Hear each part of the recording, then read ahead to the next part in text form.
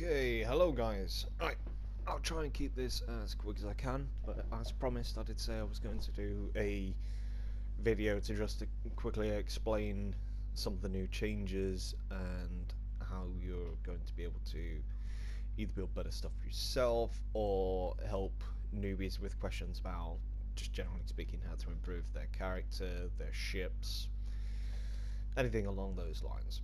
So just a quick look at the first thing. So as you can see here, neither of these three ultimate abilities are being used anymore. Now, before, probability manipulation, which as you can see there is no mention of anymore at all, was the way to go, because quite frankly it was a little bit overpowered. Unfortunately, in trying to compensate for this, they have completely and unequivocally ruined it. There is no point whatsoever in having this as an ultimate.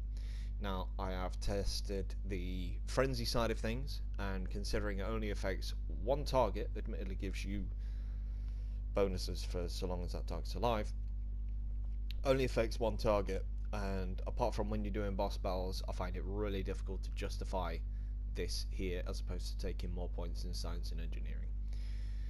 The EPS corruption tree did get a bit of a buff, but all this spiel here effectively says this is now incredible in PvP. Again, unfortunately, in terms of PvE, so doing your queues, elites, anything like that, this isn't really going to benefit that much at all. So the general gist here is going for the best of the raw stats and not worrying about an ultimate ability. So first thing to think about is that you need a little bit of survivability. So here we've got a couple of points into the capacity and restoration. It's not necessarily an exact science, you know. You can choose whether you want to have more capacity or more healing. Personally, I think healing gives a much better bonus, but other people would rather have that extra 10.5% capacity. Either way is perfectly fine. Now, this tree down here, I didn't completely max it because I was a little bit conscious about the amount of points that I was spending, so for the sake of 4.5% max shields, kind of left that as it was. But we've got shields. Shield healing, absolute must. Over here, pretty straightforward. Energy weapons goes without saying, should be maxed. Projectile weapons. Given the changes that have been made, and torpedoes coming back to shine a little bit, I didn't go for a max on this because I felt 7.5% damage just wasn't enough. But given the fact that most of us are going to be using torpedoes, or the point of this is if you want to improve your damage. So one torpedo, I would say, is necessary now. So at least 2 points in here. Now, going down a little bit more, this is where things, for the most part, get optional. You still preferably need to spend around about the same kind of points so you can get these kind of choices here. So this is the important one with tactical. If you're not spending this many points into tactical so you can get your critical chance and then critical chance for your torpedoes, you're going to be a pretty severe loss, because 1% critical chance, for instance, is an entire console on your ship. So the assimilated module only gives you 1% roughly. Well, this as a skill gives you that, so that it doesn't necessarily free up a console slot, but that's just to demonstrate the kind of worth that that has. These ones under science aren't necessarily too essential, but I would highly recommend getting enough to get subsystem energy drain resistance, because this not only affects what enemies are trying to do to you, but also your own subsystem drain, including weapons power, which is going to be a key point of something that people need to be conscious of now. Control effects, purely because stealth detection is irrelevant. Sheer capacity, again, because stealth is irrelevant. This is just an ease of life thing, so go through pick what you want. In terms of this, batteries are mandatory for endgame play. The weapons batteries that give you 20% all damage are just amazing, and given the recent event giving everybody, well, the chance to acquire a red matter capacitor, again another reason to have the batteries instead. This similar kind of theme to the final one that we go in here with the resistance to subsystem drain. This is another one. Plus 50 resistance. It's awesome. This here, hanger weaponry. I use a dreadnought, so I have a hanger. If you're a tank, obviously you want to go with threat control. Now that those are covered, just go back down a few of the points, just to cover the essential things, because obviously people are going to want to build their ship their own way to some extent. In terms of survivability now, due to the fact that the fleet buff is nowhere near as worthwhile as it used to be, I would suggest that these 3 skills here are now virtually essential. These will give you more than the effect of a neutronium by having this skill maxed. Well, suppose if you consider a Mark 14 epic neutronium, it's on par. So you can get the value of 2 by just equipping 1 console. Much the same as going through the tactical tree. It's all about getting that extra benefit so we don't have to rely on equipment for absolutely everything. Electroplasma system flow, or aka EPS, is and always has been one of the most essential, I don't want to say substats, but you know, as an additional effect to your ship. This has always been one of the most important stats, especially for energy weapon users. If you're running a pure torpedo boat, you don't necessarily need to care too much, but anybody using energy weapons of any kind needs to have this maxed, period. There is no discussion about it. Now, in terms of getting useful science, I went down the control expertise, mostly for resistance, again, other people doing it to me. Drain expertise, again, to stop people doing it to me. Because if your systems go down, odds are you're dead. I went down this route purely for the sake of spending the point. When you're in space, it can do a tiny bit of damage. It's not huge, but it's okay.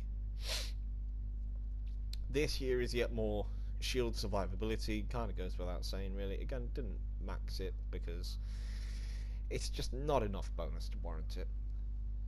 Here, with the critical severity skill getting reworked, this was a bit of a difficult choice, because going for the full 40% critical severity was tempting, but for me personally I went 20%. Critical chance, I would say, has to be maxed, because critical chance is very hard to come by, and one of the biggest factors you can possibly do to improve your ship.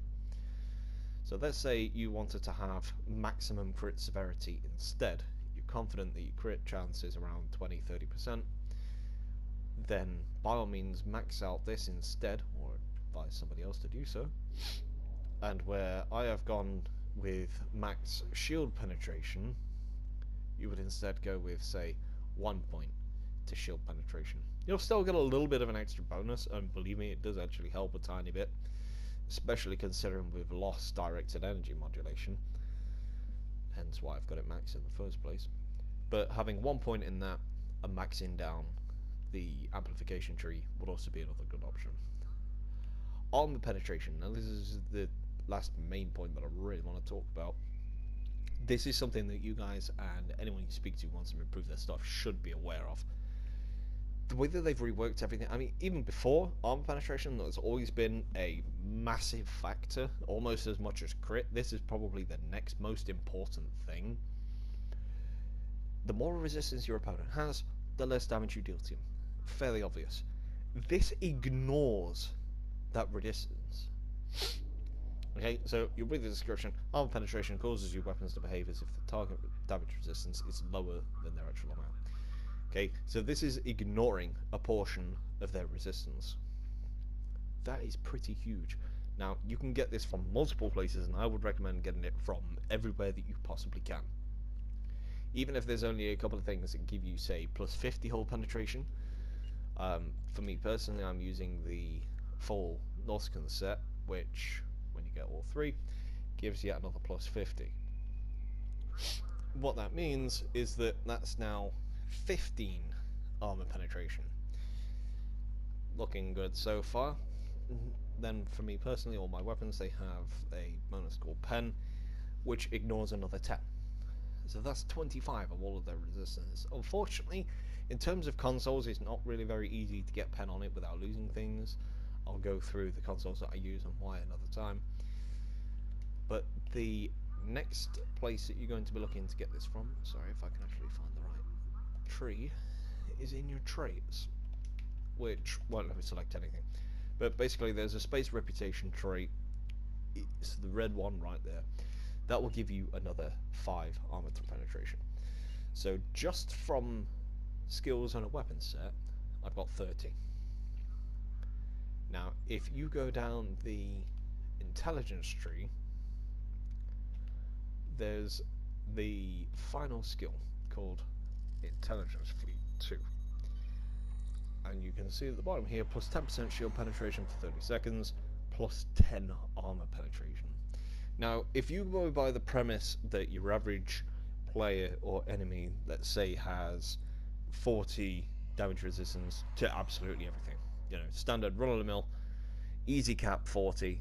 When I say easy cap, after that point you start to get hit really hard by diminishing returns. It's difficult to get much higher. So generally speaking, you stop at 40 because it's just not worth the effort going much higher than that. So under that principle, you want 40 armor penetration to do as much damage as you possibly can. You go down that specialization, have your intelligence fleet 2, and then that's 30 seconds. Now I can't remember the cooldown, I think it's like 2 minutes or something, could be longer. But for those 30 seconds you're ignoring all of their resistance. Now you imagine fighting at a hangar pet. You know, I don't know if you've ever seen fighters flying around in PvEs. You shoot one of those, you always do significantly more damage to them. That's because they have a lot less damage resistance than bigger ships. You will be able to deal the same kind of damage against big ships as you can on hangar pets, because you just completely negate all of their resistance. And that is basically, like I said, the second strongest thing to crit.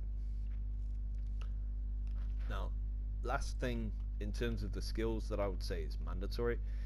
Now, I went exotic particle detonator. Something that's not mentioned here is that this also increases your resistance to exotic damage abilities. Doesn't really count there, but it does. They kind of counteract each other. Plus anything that you did want to use yourself. Now, exotic damage is quite literally anything that isn't a directed energy shot or a torpedo. So any skill that you've got, any console that you've got that does a different kind of damage, that'll be affected by that. It's an easy 50% plus what the hell else are you going to spend it on? You could go down and get science cooldown, but yeah, no, not worth it. And the last thing is long-range targeting sensors. Now, with the new meta, a lot of people are ignoring this. Personally, I still think this is a vital skill to have. For all intents and purposes, this skill alone increases your damage by 30%, period. That's basically it. This just straight up increases your damage by 30%, which is huge. Now you could go the alternate route, and when the next duty officers come out, they give you traits and effects. There's personal space traits that you can get, all things that increase damage more and more and more the closer you are, and you can try and go a little bit of a ramming tactic and suck enemies into you and deal damage at point blank range. None of that exists on this server, and it's probably going to be months until it does. So at the very least, until that time, this has got to be one of the best science skills you can go down.